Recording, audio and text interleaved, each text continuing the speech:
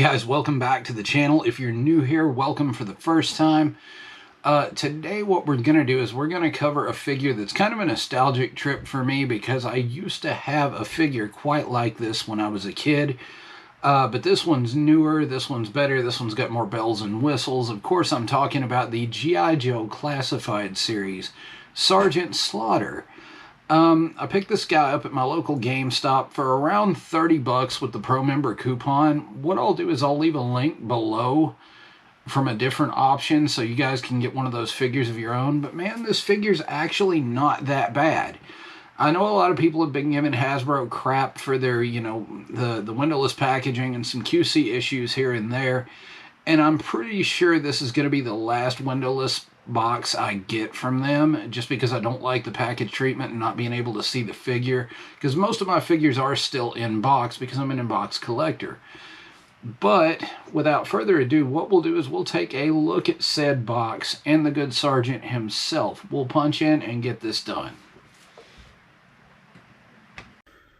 Okay guys, here's the box that Sgt Slaughter came in, and of course it's Hasbro's new windowless format, which everybody knows by now I'm not a huge fan of. I bought this figure mainly for the nostalgic purposes. If you look at the bottom, you'll see the G.I. Joe Classified logo, of course the name of the character, Sgt Slaughter, Hasbro logo. You go up, we get a tiny image of the figure here, and then scrolling on up you'll get some artwork of the good Sergeant through the years. Some comic art over here, another print of him over there, possibly from a wrestling event. You'll get the cartoon image. You'll get him holding the Sgt Slaughter action figure, then the figure itself, and of course the Sarge in the middle pointing towards us, telling us to listen up. On the side of the box, we'll get an image of the Sarge. It's more of a half-face thing with the planes reflected in the glasses. Very military, very smug look on the Sarge's face. You go around the back of the box, you get another image of the figure and all the accessories it comes with.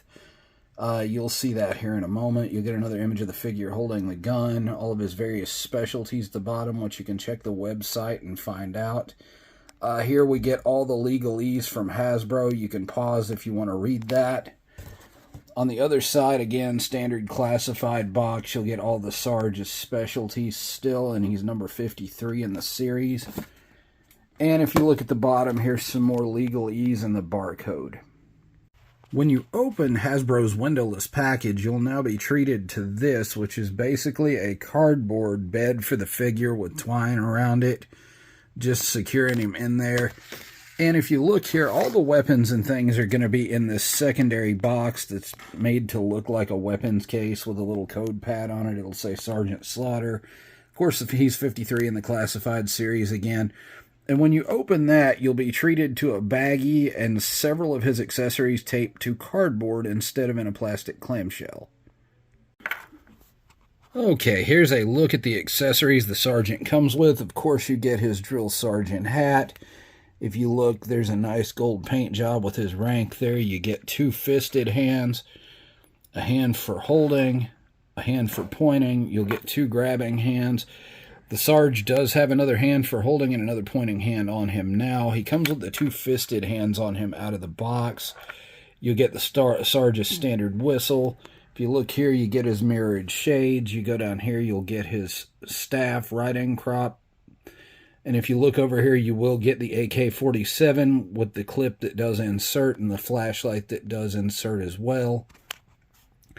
It's quite a lot of accessories, actually, for the price point. He also comes with this nice action figure of himself, which you can see has a window.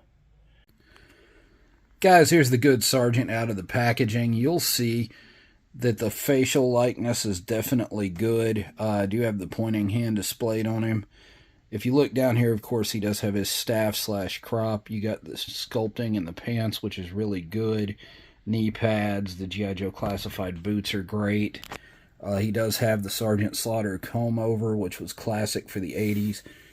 If you look around the Sergeant, he does have a peg hole in his back for a backpack, although I don't know why you'd want to put one in there because he has no straps.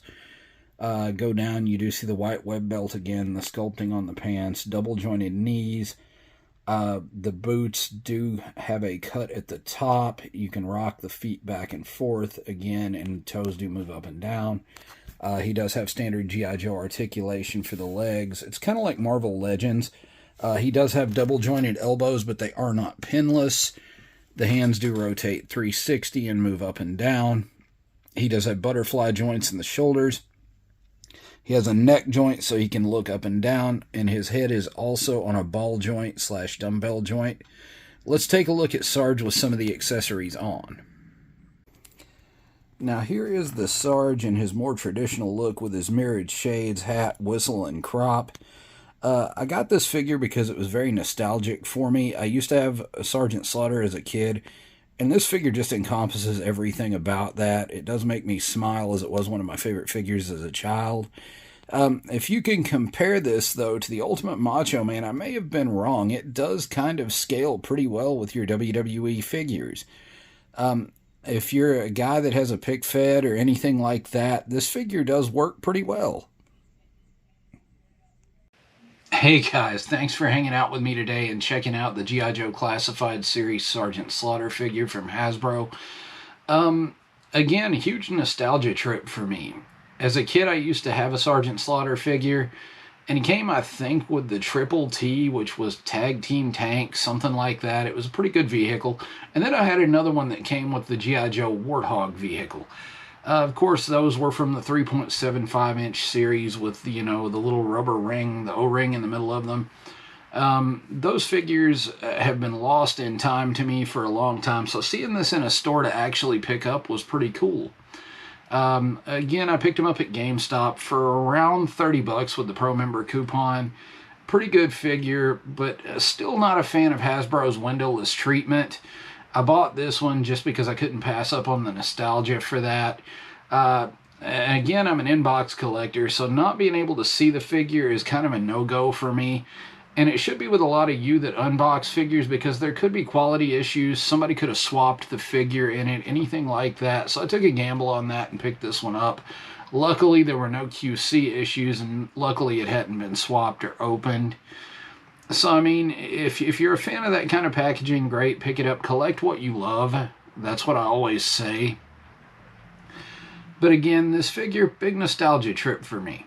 It does scale pretty good with some of the WWE figures from Mattel, so if you have a pick fit or anything like that you want to put it in, it may go pretty good. But guys, that said, we got 1,000-something views on the last video for the Crow. The channel's still getting big. I notice we're getting a lot of new people in to watch the videos, but nobody's hitting that subscribe button. So subscribe to the channel, guys. If you like the content you see, it's free. Go ahead and hit that. It does help the channel grow, and I appreciate every one of you guys for doing that. And if you do like the content, hit that notification bell. And if you want to, leave a comment. Show some love. That said, guys, I appreciate every single one of you. I will punch out, and I will see you later.